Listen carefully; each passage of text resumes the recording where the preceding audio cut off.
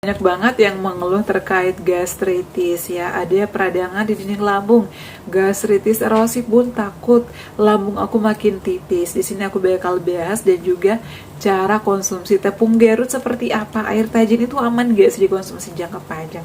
Menurut aku sih aman. Kemudian ada yang sakit lambung ada 7 tahun masih gini-gini aja, Bun, gak ada perubahan.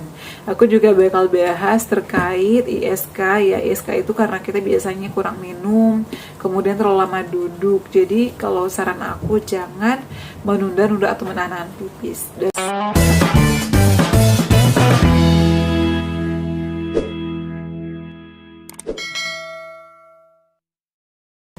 Assalamualaikum warahmatullahi wabarakatuh. Hai semuanya, kembali lagi di channel aku, Deva dan Bunda. Apa kabar ya teman-teman? Semoga sehat selalu ya. Teman-teman, ini udah memasuki musim hujan ya. Pancoroba perpindahan dari musim panas ke musim hujan atau ke musim dingin. Jadi harap hati-hati, terutama buat kalian pejuang asam lambung GERD anxiety, untuk tipsnya menghadapi musim hujan atau musim dingin agar nggak mudah masuk angin, nggak gampang kambuh asam lambungnya. Udah aku pernah share videonya ya. Jadi kalian boleh cek apa-apa saja yang harus dipersiapkan dan kita harus membawa obat-obatan apa, kemudian cemilan-cemilan apa saja yang harus kita selalu ready atau sedia di tas kita, di loker kerja ataupun di rumah. Kalian boleh cek di video terbaru aku, juga udah pernah aku share beberapa waktu lalu ya. Semoga bermanfaat. Dan hari ini aku habis live, tadi lumayan juga yang datang ya, meskipun pada akhirnya sedikit ya, tinggal beberapa orang. Tapi terima kasih banyak yang selalu hadir. Aku itu hadir live agar kalian termotivasi, agar kalian mengetahui ternyata hari-hari Bunda udah kayak gini loh. Bunda udah bisa live, udah bisa ngomong panjang lebar, udah bisa kemana-mana. Karena jujur Li ya, pada saat aku berjuang aku nggak mungkin bisa live karena biasanya ngomong bentar aja ngos-ngosan, makan aja kalau misalnya lagi kambuh kadang aku taruh dulu nasi aku karena ngos-ngosan, nggak kuat ngomong lama-lama, nggak kuat ngunyah lama-lama. Alhamdulillah saat ini aku udah bisa live menyapa kalian, aku udah bisa bawa motor lagi jarak jauh kemana-mana. Meskipun sebelumnya aku juga pernah berjuang sama seperti kalian. Aku tuh memang bukan dokter, aku hanya ingin memotivasi kalian karena aku punya pengalaman. Teman-teman, di video kali ini aku bakal bahas seputar tepung Garut. Karena tadi itu banyak sekali yang mengeluh ulu hatinya sakit, ulu hatinya perih.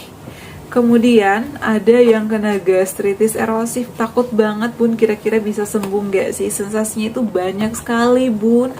Kadang di ulu hati aku melilit, kadang perih, kadang nyut-nyutan, kadang kayak disayat-sayat. Itu adalah sensasi yang pernah aku alami dulu. Dan aku tuh nggak ngalamin sebentar, cukup lama aku ngalamin itu. Aku berjuang sekitar 3 tahun dan puncaknya itu adalah di musim COVID-19 2021. Masya Allah banget, aku berjuang di situ. Makanya aku untuk memutuskan endoskopi itu bukan tanpa alasan. Semuanya itu ada alasan karena aku tuh udah nggak kuat dengan banyaknya sensasi. Ditambah lagi musim COVID-19 itu adalah kecemasan aku makin tinggi karena kita itu takutnya kena COVID dan sebagainya, dan juga ditambah aku kecemasan anxiety. Makanya aku minta rujukan untuk di endoskopi deh, dan sebelum endoskopi aku USG. Ini atas nama Ferdian Azmi. Ferdian Azmi ini tadi nanya beberapa kali, alhamdulillah aku jawab ya. Tapi ini untuk pengalaman juga teman-teman semua, agar kalian bisa nonton video ini, bisa diterapkan di rumah, bisa bermanfaat dan bisa sembuh tentunya ya. Bun, aku kan gastritis erosif atau peradangan yang terkikis lapisan lambung saya. Takut Bun, lambung saya tipis nanti. Nah, kenapa terkikis? Itu biasanya dari faktor makanan. Makanan kita itu biasanya berlebihan. Intinya dari pola makan dan pola hidup. Nah, kalau aku nih dulu juga terjadi peradangan di dinding lambung aku. Kenapa?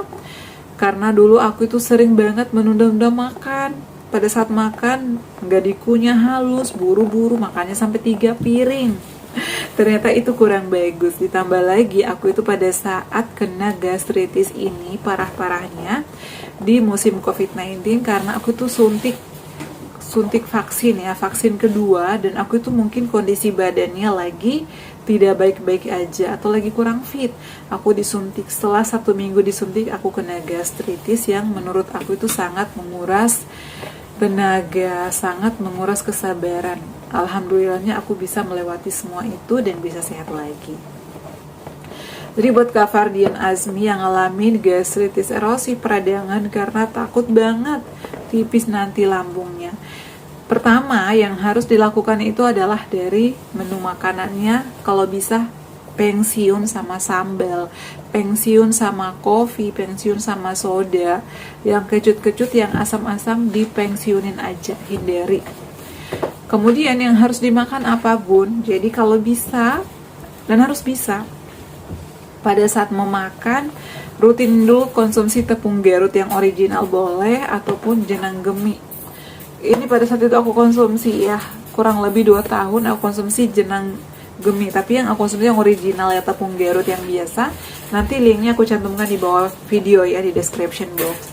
Atau juga kalau mau yang lebih simple, jenang gemi ini harganya lumayan mahal, jadi aku tuh selalu menyarankan kalian cari yang kalau bisa yang murah dulu aja. Tapi kalau misalnya pengen nyoba yang instan, boleh juga, karena ini harganya yang 30 piece ini sekitar 200, kalau yang 15 piece sekitar 120. Jadi kalian boleh pilih sesuai selera kalian. Kalau ini rasanya mix ya, ada yang gula aren, ada yang pisang, dan juga ada yang vanilla. Aku lebih suka gula aren. Ini enak, adem di lambung, konsumsinya 30 menit sebelum sarapan. Tapi kalau misalnya pengen yang original aja nih bun, itu biasanya yang original yang harga 20 ribuan, ada juga 15 ribu tergantung ukurannya ya.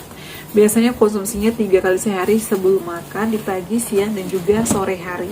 Itu juga bagus. Yang tadinya lambung kita tuh suka nyut-nyutan, suka perih, atau ada peradangan. Jadi dilapisi dulu. Jadi ya, tips aku itu sebelum makan apa-apa harus dilapisi atau harus ada pengantar agar lambung kita tuh nggak sensitif, agar lambung kita tuh nggak teriak, makanan masuk nggak teriak. Jadi harus dilapisi dulu. Ini cara aku ya. Jadi kalian boleh coba. Kalau misalnya nggak ada tepung Garut, bisa konsumsi air tajin beras putih atau beras merah yang dipakai di rumah sehari-hari, itu juga boleh. Ambil 2 sendok, dicuci bersih, kemudian tambahin air yang banyak, dimasak sekitar 7 menitan.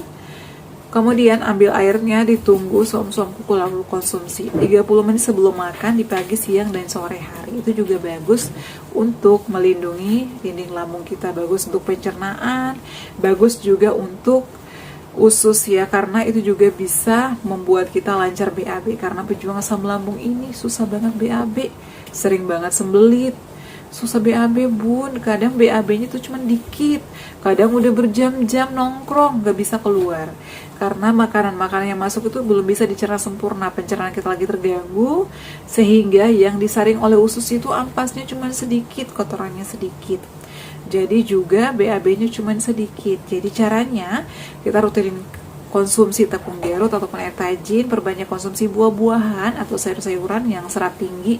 Seperti apa sih sayuran yang Bunda konsumsi? Kalau dulu aku tuh cocok sama wortel, kemudian cocok sama bayam, kacang panjang, buncis. Itu aman ya. Kemudian daun katuk, kelor itu bagus.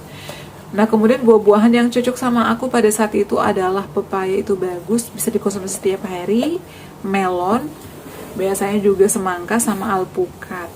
Nah, kalau misalnya buah-buahan yang kayak nanas, hindari dulu ya. Sama kelapa hijau itu bagus banget untuk lambung kita. Itu juga bisa mengeluarkan gas di lambung, atau bagus juga untuk pencernaan, membersihkan. Misalnya kita itu selama ini jorok banget makan kita, jadi dibersihkan dengan si air kelapa hijau ini. Tapi konsumsi air kelapa hijaunya itu adalah 3 kali seminggu atau 2 kali seminggu, gak usah setiap hari juga. Dan setelah makan, kalau makan kalian jam 12, bisa konsumsi air kelapa hijaunya jam 1, kasih jarak atau jeda 1 jam. Itu bagus, rutin, dan itu nggak instan teman-teman. Jadi harus sabar ya, karena proses terjadinya mah, asam lambung, GERD, gastritis, radang, tukak, itu semuanya berjenjang, semuanya berproses. Jadi penyembuhan kita juga berproses. Yang tadinya suka bandel-bandel harus berubah, modifikasi pola hidup, modifikasi pola makannya, modifikasi pola pikirnya. Karena percuma juga kalau kita udah bersih makanannya nih, udah rajin olahraga nih, tapi pikirannya susah dikontrol. Menurut aku pikiran itu kita sendiri loh yang atur. Meskipun kalian udah minum obat banyak, udah konsumsi obat-obatan banyak, tapi pikiran kalian masih susah dikontrol, itu bakalan susah penyembuhannya. Dengan cara apa kita menenangkan pikiran? Olahraganya yang rutin, sering relaksasi, sering meditasi, dan sering-sering lakukan yoga sebelum tidur. Karena biasanya kita suka terbangun di malam hari karena sensasi ataupun karena engap. Banyak sekali sensasi asam lambung itu yang sangat menguras emosi, menguras tenaga, dan butuh kesabaran ekstra menurut aku. Jadi harus sabar, step by step penyembuhannya ya. Kemudian ini ada pertanyaan Kak Linarti, malam bun musim hujan terus kalau tidur siang dada macam ada yang dorong langsung bangun, apakah itu asam lambung? Kalau dari riwayat asam lambung itu bisa dari asam lambung. Jadi teman-teman, meskipun ya ini musim hujan, aku selalu nyaranin kalian selalu bawa snack, bawa cemilan, jangan telat makan, dan juga selalu bawa minyak-minyakan, takutnya masuk angin. Kalau masuk angin kan bisa membuat kita kembung, kadang sampai ke dada, biasanya kita menjadi sesak atau engap. Jadi selalu sedia minyak angin, dan kalau mau kemana-mana, mau keluar, balurin seluruh badan dulu dengan minyak aromaterapi, terutama di telapak kaki, karena biasanya masuk angin dari telapak kaki itu cepat ya. Pakai kaos kaki. Kemudian kalau misalnya dadanya sakit, habis makan jangan langsung tidur, dan tidurnya ditinggin bantalnya miring ke kiri. Kalau dari perutnya sakit bisa dikompres agar dadanya juga nggak sakit. Kemudian kalau gasnya banyak, jangan telat makan. Bantu konsumsi jahe itu bagus ya, jahe sama kunyit itu juga bagus untuk pencernaan, bagus untuk lambung. Jadi Kak Linarti, kalau ada riwayat asam lambung, ini bisa dari asam lambung, jadi jangan telat makan ya, jangan sampai juga masuk angin. Mbak Umi channel, aku ketinggalan lagi bun, mau tanya, udah enakan, udah nggak kembung mual, alhamdulillah udah nggak masuk angin, tapi nafsu makannya bun, paksa makan ganjal dadang, takutnya kambuh. Nah, kenapa kita nggak nafsu makan? Biasanya dari sensasi-sensasi yang sebelumnya, biasanya kita membuat kita malas makan, atau memang kita tuh nggak nafsu makan sama sekali dari menunya, bisa juga.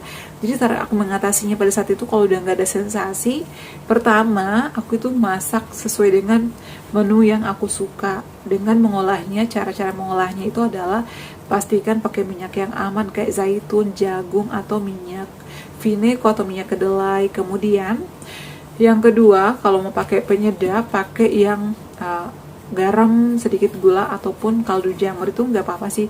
Yang penting pakainya jangan berlebihan. Kalau udah masak-masakan kesukaan kita, aku tuh biasanya makan sambil nonton film, atau aku sambil nonton video mukbang. Itu bisa menambah aku semangat makan. Jadi sambil nonton sambil makan yang aku punya, jadi aku juga habis makannya, videonya juga habis. Nah, sama dibantu konsumsi susu ini nih. Susu SR Gomilko ini bisa menambah selera makan, bagus untuk pencernaan. Aku itu teman-teman, kalau konsumsi ini bawaannya pengen makan aja. Makanya habis konsumsi ini 10 hari berat badanku naik 3 kilo. Karena enak makan, tidur nyenyak, dan aku tuh banyak minum. Jadi nggak gampang capek. Kalau udah konsumsi ini pasti kita tuh makannya teratur. Jadi 3 kali sehari, tapi makan itu pengen aja, ngemil lagi. Kalau aku tuh cocok sama ini.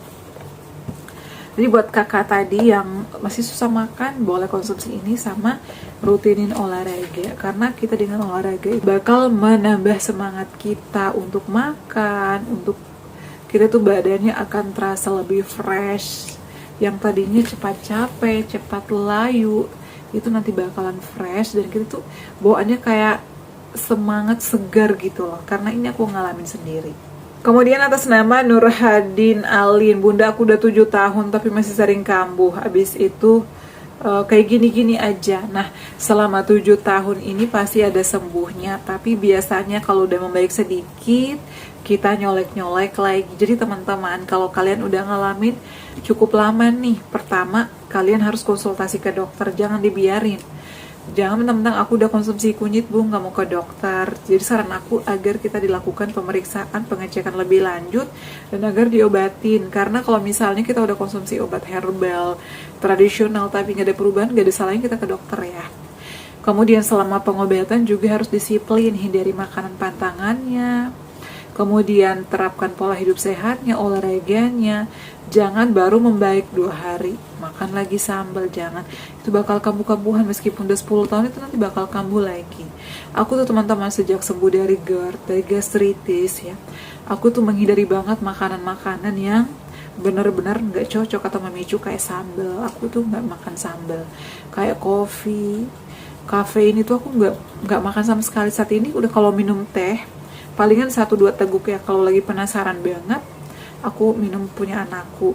Kalau misalnya lagi aus banget, yang aku minum adalah ambil air kemudian aku kasih madu, kadang infus water kurma. Itu menurut aku lebih sehat karena jaga-jaga. Aku tuh trauma sama sensasi, apalagi kalian udah 7 tahun, pasti ada sisi atau ada posisi di mana dia sembuh tapi mungkin meleng ya, berlebihan makan ini, kurang istirahat, itu bisa karena asam lambung. Itu bisa terjadi dari mana saja sensasinya, penyebabnya dari kecapean, dari makan, dari pikiran, dari pola hidup, ada aja.